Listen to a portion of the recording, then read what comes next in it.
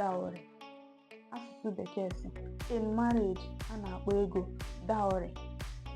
In Igbo, n'asụsụ Igbo, na alụmdi na nwunye a na-akpọ ego ịlụ nwanyị, ego ịlụ nwanyị, ego ịlụ nwanyị. In church, offering. N'ụlọ ụka,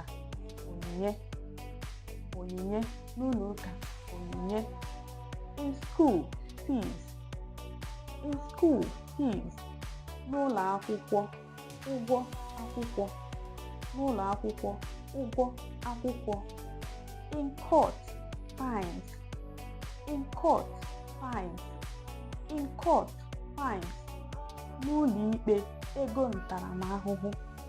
N'ụlọ ikpe, ego ntaramahụhụ. N'ụlọ ikpe, ego ntaramahụhụ. To kidnappers, ransom.